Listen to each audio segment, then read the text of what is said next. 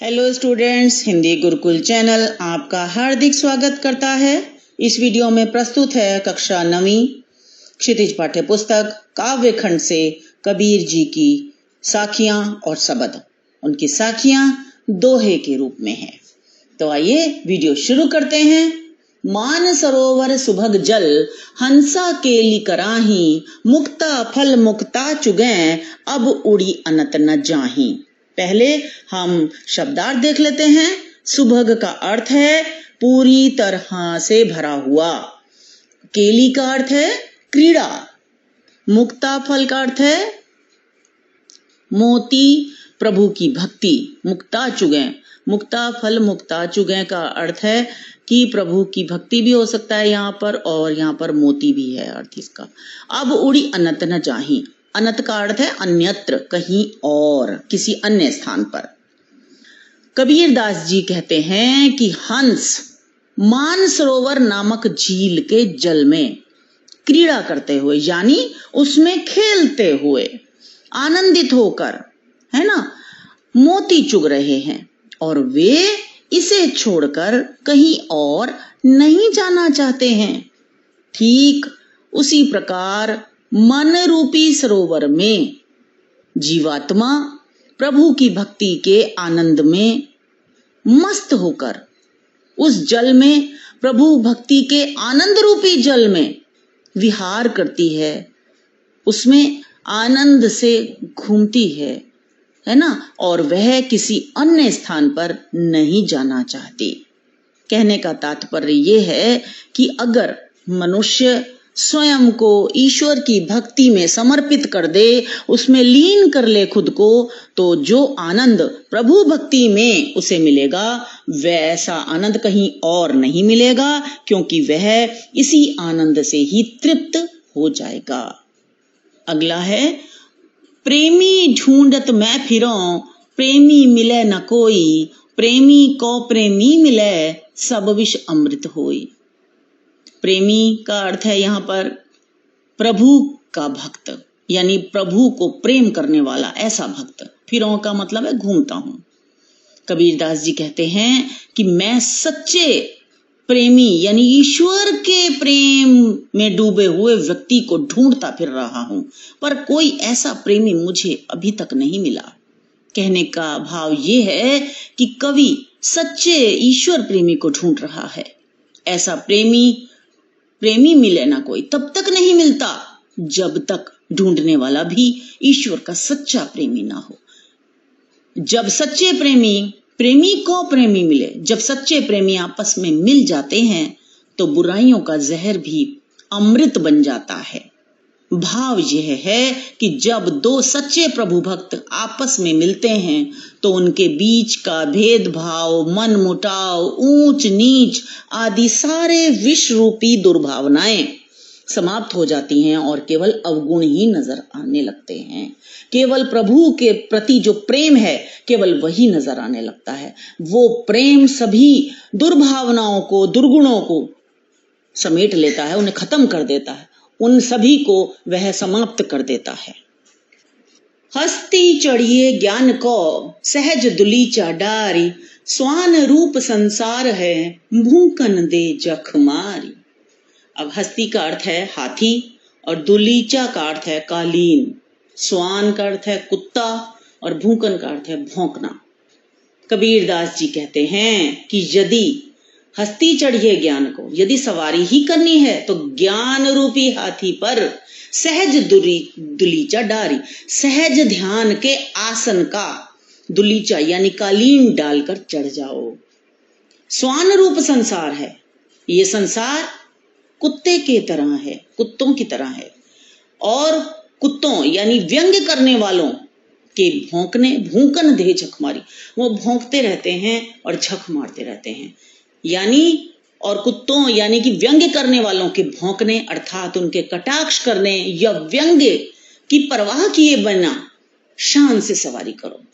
जिस तरह से अगर हाथी पर कोई व्यक्ति सवारी कर रहा है तो पीछे कुत्ते भौंक रहे हैं, तो वो उस व्यक्ति को फर्क नहीं पड़ता, वो आराम से बड़ी सहजता के साथ वो सवारी करता रहता है। उसी तरह से कबीर दास जी कहते हैं कि ज्ञानी को लोगों के कुछ कहने या बातों की परवाह किए बिना अपना कर्तव्य करना चाहिए, यानी अपना ध्यान प्रभु भक्ति में सहज रूप से लगाकर एकाग्रचित होकर भक्ति में ही लीन रहना चाहिए और उसका आनंद उठाना चाहिए। पखा पखी के कारणे सब जग रहा भुलान, निरपख होय के हर भजे सोई संत सुजान। पखा पखी का अर्थ है पक्ष और विपक्ष, कारणे का अर्थ है कारण, निरपख यानी निष्पक्ष, भजय भजन करना, सुजान का अर्थ है अच्छा व्यक्ति, चतुर ज्ञानी। पक्ष और विपक्ष के चक्कर में पड़कर लोगों ने के कारणे माने उसके कारण में पड़कर, उसके चक्कर में पड़कर सब जग रहा भुलान, लोगों ने सब जातियों, संप्रदायों और धर्मों में ही अपने आप को बांट लिया है और संसारिकता में यानी सामाजिक बातों में पड़कर अपने जीवन के असली उद्देश्य से वे लोग भटक गए हैं।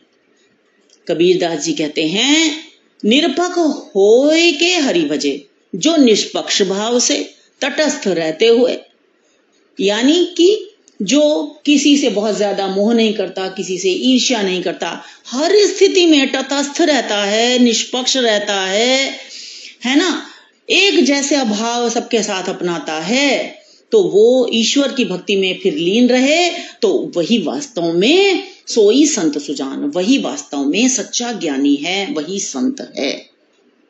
हिंदू मुआ राम कही, मुसलमान खुदाई, कहे कबीर सो जीवता, जे दुही के निकट ना जाई। मुआ यानी कि मर गया, सो जीवता यानी वही जीता है, दूहू माने दोनों। कबीर कहते हैं, हिंदू मुआ राम कही, हिंदू राम के नाम पर और मुसलमान खुदाई और मुसलमान खुदा के नाम पर लड़ते लड़ते मर जाते हैं। यानी हिंदू कहते हैं कि हमारे राम और मुसलमान कहते हैं हमारे खुदा, इन्हीं नामों के चक्कर में लड़ते लड़ते मर जाते हैं। कबीर दास जी कहते हैं, सो जीवता, कि संसार में वही जीवित रहता है या जीने के लायक है, जे दुही के निकट ना जाई, जो इन दोनों के पास नहीं फटकता, यानी जो धर्म या जाति संप्रदाय जैसे भेदभाव को नहीं मानता, उसी का जीना ही सार्थक है। कहने का भाव यह है कि जो राम और खुदा दोनों को एक ही मानता है, वही ईश्वर की सच्ची भक्ति करता है और अंत में मोक्ष को प्राप्त करता है। काबा फिरी काशी भया, राम ही भया रहीम, मोट चून मैदा भया, बैठी कबीरा जीम। काबा मुसलमानों का तीर्थ स्थल, काशी हिंदुओं का तीर्थ स्थल है। मोट चून यानी कि मोटा आटा, बैठी यानी बैठकर, जीम माने भोजन करना, बैठकर भोजन करना। कबीर दास जी कहते हैं कि काबा ही काशी है, राम ही भया रहीम और राम ही रहीम है, यानी ईश्वर तो एक ही है, उसके नाम भिन्न है, उसकी उपासना के तरीके, उसके पूजा के ढंग भी अलग अलग हैं। लोग अलग अलग तरीके से पूजा करते हैं, अलग अलग तरीके से प्रभु का नाम जपते हैं। सभी को उसी ईश्वर का अंश मानने से जब एकता और समानता का विचार आ जाता है, तो गेहूं का आटा यानी कि गेहूं का मोटा आटा, मोट चून, मोटा आटा भी मैदा भया, वो मैदे जैसा बारीक हो जाता है। यानी वह व्यक्ति तत्व को समझ जाता है कि ईश्वर एक है, उसके नाम अलग अलग हैं। कबीर जैसे साधक बैठी कबीरा जीन, कबीर जैसे साधक तभी भोजन कर सकते हैं। यानी जो व्यक्ति इस तरह से सोच को अपनाता है कि ईश्वर एक ही है, तो उसकी जो बुद्धि है वो विकसित वास्तव में होती है और ईश्वर की तरफ लग जाती है। तो कबीर कहता है कि ऐसे लोगों के पास ही वे भोजन कर सकते हैं, यानी ऐसे लोग ही वास्तव में प्रभु के सच्चे साधक हैं। ऊंचे कुल का जन्मिया, जे करनी ऊंच न होई, सुबरन कलश सुरा भरा, साधु निंदा सोई। ऊंचा कुल अच्छा खानदान, बड़ा कुल बड़े नाम वाला खानदान, जन्मिया पैदा होकर, करनी माने कर्म, सुबरन सोने का, कलश माने कलश यानी कि घड़ा, सुरा शराब, निंदा का अर्थ है बुराई, सोई माने उसके। कबीर जी कहते हैं कि ऊंचे कुल का जन्मिया, कि ऊंचे कुल में जन्म लेने से क्या होता है, कोई ऊंचा नहीं कहलाता है। जे करनी ऊंच ना होए, यदि करनी यानी कि कर्म ऊंचे ना हो, कर्म अच्छे ना हो, तो ऊंचे कुल में जन्म लेने का कोई फायदा नहीं है। इसमें कुल की कोई भूमिका नहीं होती है। महान बनने के लिए तो ऊंचे कर्म यानी अच्छे कर्म करने पड़ते हैं, सत्कर्म करने पड़ते हैं। ये तो वही बात है, सुबरन कलश सुरा भरा, कि जिस तरह से सोने के घड़े में शराब भर दी जाए, है ना, तो वह भी साधुओं के लिए पेय नहीं बन सकती। उसकी साधु निंदा ही करेंगे, उसकी साधु जन उसकी आलोचना, उसकी निंदा ही करेंगे, वह निंदनीय ही है। क्या यदि शराब को सोने के कलश में भर दिया जाए तो क्या वह पीने लायक होगी? नहीं। उसी प्रकार से साधु जन उसको नहीं छुएंगे और उसकी निंदा ही करेंगे। उसी प्रकार से यदि ऊंचे कुल के लोग नीच कर्म करेंगे तो वह भी शराब की तरह ही निंदा के ही पात्र बनेंगे। अब शब्द देख लेते हैं। मों को कहाँ ढूंढे बंदे, मैं तो तेरे पास में, ना मैं देवल ना मैं मस्जिद, ना काबे कैलाश में। कबीर जी यहाँ हमें समझा रहे हैं इस शब्द में कि ईश्वर का वास्तविक स्थान कहाँ है। शब्दार्थ देख लेते हैं। मों को यानी मुझको, बंदे हे मनुष्य मानव, देवल देवालय देवताओं का स्थान मंदिर, बैराग यानी वैराग्य, तुरते तुरंत, श्वासों सांसों में, श्वास में। ईश्वर मनुष्य से कहता है कि हे मानव, मों को कहाँ ढूंढे बंदे, तू मुझे कहाँ ढूंढता है? मैं तो तेरे पास में, जबकि मैं तो तेरे निकट ही हूं। ना मैं देवल ना मैं मस्जिद, ना तो मैं मंदिर में हूं और ना ही मस्जिद में, ना काबे कैलाश में, ना तो मुसलमानों के तीर्थ स्थल काबे में और ना ही हिंदुओं के तीर्थ स्थल कैलाश पर्वत पर हूं, ना तो कौन है क्रियाकर्म में, ना ही योग बैराग में, ना तो मैं किसी विशेष क्रिया कर्म पूजा पाठ नमाज इत्यादि में हूं, और ना ही वैराग्य यानी कि योग धारण करने से ही मुझे पाया जा सकता है। खोज होए तो तुरंत मिले हों पल भर की तलाश में। यदि तुम मुझे वास्तव में खोजना चाहते हो तो मैं पल भर की तलाश में तुम्हें मिल जाऊंगा। कबीर कहते हैं, कहे कबीर सुनो भाई साधो, कि ये साधु जन सुनो, सब सांसों की श्वास में, कि ईश्वर को कहीं बाहर खोजने की जरूरत नहीं है, बाहर नहीं मिलेगा प्रभु, वह तो हर मनुष्य की सांसों में यानी कि हमारे अंतर मन में, हमारी आत्मा में बसा हुआ है। आगे देखते हैं। अब है अगला शब्द। संतों भाई आई ज्ञान की आंधी रे, भ्रम की टाटी सबे उड़ानी, माया रहे न बांधी। पहले शब्दार्थ देख लेते हैं। टाटी का अर्थ है टटिया यानी कि टाट का पर्दा। हिति चित्त, चित्त की दो अवस्थाएं, विषयों में आसक्ति और बाहरी आचरण, और द्विविधि अनिश्चय की अवस्था। थूनी खंबा, बलिंडा बल्ली। कबीर कहते हैं, संतों भाई आई ज्ञान की आंधी रे, कि हे संतों, मेरे अंतर मन में ज्ञान की आंधी ने मेरे मन रूपी, मेरे मन की कौन सी अवस्था, भ्रम रूपी टटिया को, भ्रम की टाटी सबे उड़ानी। मेरे मन में जो शंकाएं, जो भ्रम थे, उस टटिया को, उस टाट को ज्ञान की आंधी ने उड़ा दिया है। माया रहे न बांधी, माया बंधन भी उसे रोक नहीं पा रहे हैं। यानी ज्ञान की आंधी ऐसी चली है कि माया भी नहीं रुक पा रही है, वो भी समाप्त हो गई है। भाव ये है कि ज्ञान का प्रकाश होने पर मन का भ्रम और माया का प्रभाव दोनों समाप्त गए हैं।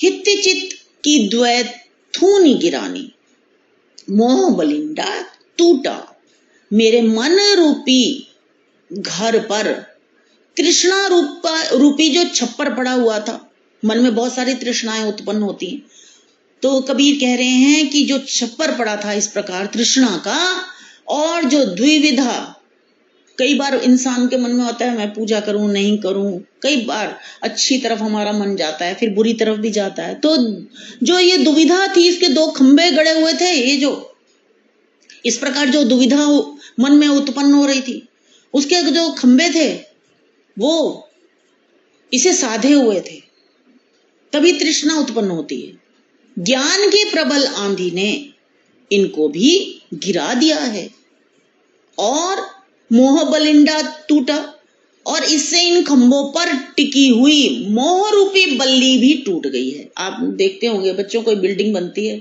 तो खंबे लगाए जाते हैं, पिलर लगाए जाते हैं, उसके ऊपर एक बड़ी सी स्लैब सी डाली जाती है, उसको बल्ली ये समझ लो आप। तो कहते हैं मोह रूपी बल्ली जो उसके ऊपर रखी हुई थी ना, वो भी टूट गई है, क्योंकि खंबे टूट गए, खंबे गिर गए। भाव ये है कि ज्ञान का उजाला होने से मन की दुविधा और मोह ये भी नष्ट हो गए हैं। तृष्णा छानी परी घर उपरी, कुबुद्धि का बाण भांडा फूटा, जोग जुगति कर संतों बांधी, निर्चु चुवे न पानी, कूड़ कपट काया का निक्स्या, हर की गति जब जानी। देखिए शब्दार्थ देख लेते हैं। कुबुद्धि का अर्थ है कुबुद्धि, भांडा बर्तन, निर्चु निश्चिंत, चुवे का अर्थ है टपकना, कूड़ कपट झूठ और छल कपट, हर की गति ईश्वर की गति, ईश्वर की कृपा, बूठा माने बरसा, भान का अर्थ है सूर्य यानी कि ज्ञान, तम का अर्थ है अंधकार यानी अज्ञान, खीना का अर्थ है क्षीण होना, नष्ट होना। यह बल्ली जो मोह की बल्ली थी, यह टूटते ही तृष्णा रूपी छप्पर भी गिर पड़ा है, और तृष्णा छानी परिघर ऊपर, जिसके ऊपर तृष्णा थी वो भी समाप्त हो गई है। कुबुद्धि का भांडा फूटा, और उस पर जो कुबुद्धि रूपी सारे बर्तन भांडे थे वे भी टूट गए, यानी कि मेरे सारे बुरे विचार नष्ट हो गए। जोग जुगति कर संतों बांधी, अब की बार मैंने घर पर संतोष रूपी नया छप्पर बड़े ही यत्न से बांधा है, उसे ढक दिया है मैंने। निर्चु चुवे ना पानी, अब मैं पूरी तरह से निश्चिंत हूं, क्योंकि अब इसमें से चुवे ना पानी, बिल्कुल पानी भी नहीं चू सकता, यानी कि पानी टपक भी नहीं सकता। अर्थात सांसारिक विषय विकार अब मेरे हृदय को बिल्कुल भी प्रभावित नहीं कर सकते, जरा सा भी, लेश मात्र भी, नाम मात्र भी प्रभावित नहीं कर पाएंगे। कूड़ कपट काया का निक्स्या, मन में जो मेरे ज्ञान के आगमन से जो प्रभु का मुझे ज्ञान हो गया है ना, जो ईश्वर के स्वरूप का मुझे ज्ञान हो गया है, उससे मेरे मन का सारा कूड़ा करकट, यानी मेरे मन के सारे दुर्गुण, छल कपट सब कुछ निकल गए हैं और मन बिल्कुल साफ हो गया है। हर की गति जब जानी, जब हर की कृपा मुझ पर हुई। आंधी पीछे जो जल बूठा, प्रेम हर जन भीना, कहे कबीर भान के प्रगटे, उदित भयातम खीना। कबीर जी यहाँ पर कह रहे हैं कि आंधी के आने के उपरांत जो जल मिला, जो जल बूठा, जो जल बरसा, यानी जो जल मिला, अर्थात ज्ञानोदय के पश्चात, यानी प्रभु के ज्ञान के पश्चात मेरा भक्त हृदय प्रभु प्रेम के जल में भीग गया है। भीना माने भीग गया है। कहे कबीर भान के प्रगटे, उदित भयातम खीना, ज्ञान रूपी सूर्य के उदय से, भान का अर्थ है सूर्य और ज्ञान है ना, प्रभु का ज्ञान, प्रभु की कृपा, प्रभु का जब ज्ञान हो गया, सूर्य का उदय हुआ, अज्ञान रूपी अंधकार अब खीना, नष्ट हो गया है। आइए अब हम देख लेते हैं प्रश्नोत्तर। पहला प्रश्न है, मानसरोवर से कवि का क्या, मानसरोवर से कवि का आशय है मन रूपी सरोवर, है ना। और अगर इसको ज्यादा एक्सप्लेन करने के लिए आए तो आप उस तरह से लिख सकते हैं इसका प्रयोग क्यों किया गया है वो आपको मैंने भावार्थ में बता दिया है। हंस के बारे में बताते हुए, मोतियों के बारे में बताते हुए और मन का बताते हुए आप लिख सकते हैं। अगला प्रश्न, कवि ने सच्चे प्रेमी की क्या कसौटी बताई है? कवि ने सच्चे प्रेमी की यह कसौटी बताई है कि जो व्यक्ति बुराइयों के विष को भलाई के अमृत से बदल दे, वही वास्तव में सच्चा प्रेमी है। तीसरे दोहे में कवि ने किस प्रकार के ज्ञान को महत्व दिया है? तीसरे दोहे में कवि ने सहज समाधि या सहज ध्यान के बाद जो ज्ञान प्राप्त होता है उसे ही महत्व दिया है। और अगर और एक्सप्लेन करने के लिए है तो बेटा आप ऐसे लिख सकते हो, जैसे मैंने समझाया आपको भावार्थ में, कि जिस प्रकार हाथी की सवारी पर दुलीचा डालकर और सवारी की जाती है, सहज ध्यान से कुत्ते भौंकते रहते हैं, कोई परवाह नहीं करता है सवार, उसी प्रकार से आप ये भी कह सकते हैं कि प्रभु की भक्ति में है ना लीन होकर सहज भाव से ईश्वर की भक्ति करने से प्रभु प्राप्त हो जाते हैं, प्रभु की हमें कृपा प्राप्त हो जाती है। अगला प्रश्न, इस संसार में सच्चा संत कौन कहलाता है? इस संसार में सच्चा संत वह व्यक्ति कहलाता है जो किसी जाति, धर्म, संप्रदाय के चक्कर में नहीं पड़ता, सभी के साथ निष्पक्ष रहता है, सभी के साथ तटस्थ रहता है, एक ही भाव अपनाता है, समान भाव अपनाता है और ईश्वर की भक्ति करता है सच्चे मन से, वही व्यक्ति सच्चा है, संत है। अंतिम दो दोहों के माध्यम से कबीर ने किस तरह की संकीर्णताओं की ओर संकेत किया है? अंतिम दो दोहों के माध्यम से कबीर जी ने हिंदू मुसलमान की इन संकीर्णताओं का उन्होंने खंडन किया है, इस ओर संकेत किया है कि हिंदू कहते हैं कि हमारे राम और मुसलमान कहते हैं हमारे रहीम, नामों के चक्कर में ही पड़ते चले जाते हैं लोग और ईश्वर की सच्चे मन से भक्ति नहीं करते, जबकि ईश्वर तो एक है, उसके विभिन्न रूप हैं, विभिन्न नाम हैं, परंतु जो लोग इस तरह की बातें करते हैं वे ईश्वर को कभी पा नहीं पाते हैं, है ना। और कुल जाति की, ऊंचे कुल में जन्म लेने से ही केवल व्यक्ति ऊंचा नहीं होता है, यदि उसके कर्म नीच हो तो वह नीच ही कहलाएगा। व्यक्ति के वास्तव में क्या महत्व रखते हैं? उसके कर्म। मनुष्य को सत्कर्म करने चाहिए, फिर चाहे वह ऊंचे कुल में जन्म ले या नीच कुल में, उसका कोई फर्क नहीं पड़ता, महत्व तो कर्म करने का है, कवि ने। अगला प्रश्न है, किसी भी व्यक्ति की पहचान उसके कुल से होती है, उसके कर्मों से या उसके कर्मों से। तो ये भी आप देख लें कि जो व्यक्ति की जो पहचान है वो उसके कर्मों से होती है। जैसे कर्म करेंगे वैसे ही हमें सम्मान मिलेगा समाज में। यदि हमारे कर्म अच्छे हैं, सत्कर्म हैं, तो हमें समाज में अच्छा सम्मान मिलेगा, समाज हमारी पूजा करेगा, समाज हमारे विषय में चिंतित होगा, है ना, हमें याद करेगा, यश मिलेगा समाज में। यदि हमारे कर्म अच्छे नहीं हैं, बुरे हैं, तो चाहे ऊंची कुल में भी जन्म लिया हो, कोई नहीं पूछता है। ठीक है। अगला प्रश्न है, मनुष्य ईश्वर को कहां कहां ढूंढता फिरता है? मनुष्य ईश्वर को मंदिर, मस्जिद, पूजा स्थलों पे, काबे में, कैलाश में। हिंदू कहां ढूंढते हैं? अपने तीर्थ स्थल काशी में। मुसलमान कहां ढूंढते हैं? अपने तीर्थ स्थल काबे में। ऐसे तीर्थ स्थानों पर ढूंढते रहते हैं मनुष्य ही, लेकिन ईश्वर तो वास्तव में मन सबकी सांसों में ही बसा है, हमारे आत्मा में ही उसका निवास है, हमारे अंतर मन में वह निवास करता है। कबीर ने ईश्वर प्राप्ति के लिए किन प्रचलित विश्वासों का खंडन किया है? कबीर जी ने निम्नलिखित प्रचलित विश्वासों का खंडन किया है, जिसमें मुख्य है कि ईश्वर मंदिरों में, देवालयों में मिलता है, ईश्वर मस्जिद में उपासना करने से, मस्जिद में नमाज पढ़ने से मिलता है, ईश्वर काबा यानी हज करने से और कैलाश पर्वत की तीर्थ यात्रा करने से मिलता है, कर्म कांड, विभिन्न प्रकार के कर्म कांड, यज्ञ इत्यादि करने से ईश्वर को मिल जाता है, योगी हो जाने से, संन्यास धारण करने से ईश्वर मिलता है। इन सभी का उन्होंने खंडन किया है। छात्रों, अगला प्रश्न है, कबीर ने ईश्वर को सब श्वासों की सांस में क्यों कहा है?